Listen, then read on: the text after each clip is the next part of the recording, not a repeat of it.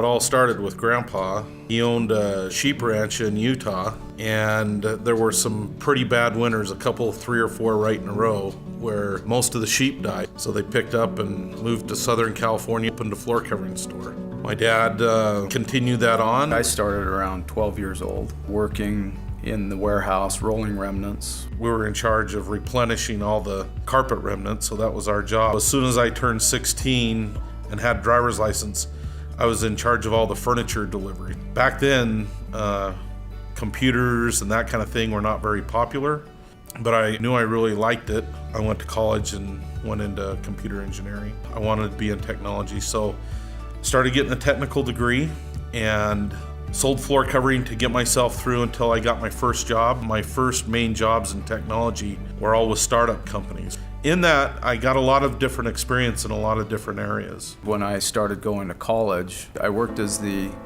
warehouse manager, and I was not very good at that, dealing with installers, and decided that's not going to be my future. When I started going to school, I was a salesperson. So I learned that part of the business and was a horrible salesperson too. So I went to school in accounting. Thought maybe the back office is where I should be. When I finally decided on my major as accounting, I thought, well, this is something that I can help Dad's business with. You know, being able to have good controls, good policies and procedures set up in a business, and then be able to produce meaningful and accurate financial statements. So we went back to surfaces again. Basically, it was the same old thing. It was the same story.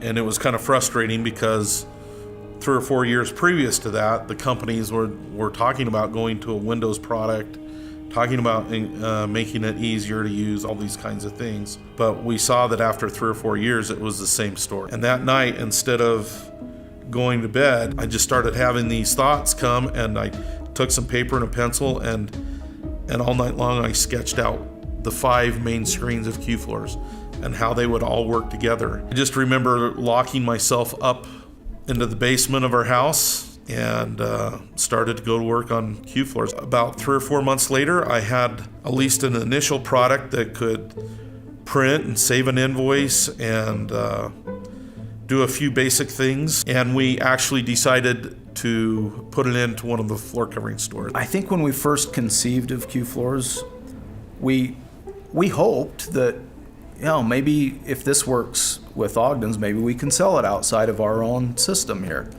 We hoped that that would be the case. We weren't totally confident that that would be the way that it would work, but we hoped it would. And once we implemented it in the Ogden's group, in the Ogden's franchise system, we knew that we had something, and we knew that we could sell it.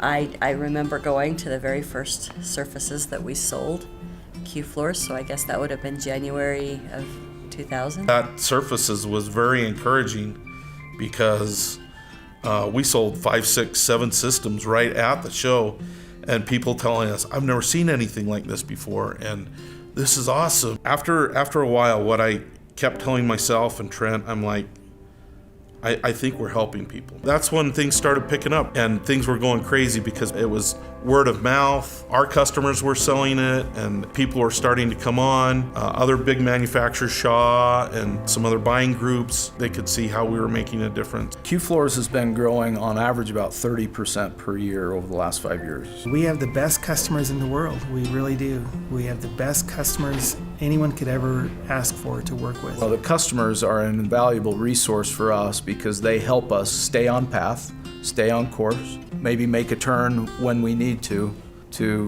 make this product the best it can be for them. There were times, promotions, policies that were not necessarily financially beneficial to us. We could have, and in my mind at the time, should have done something different.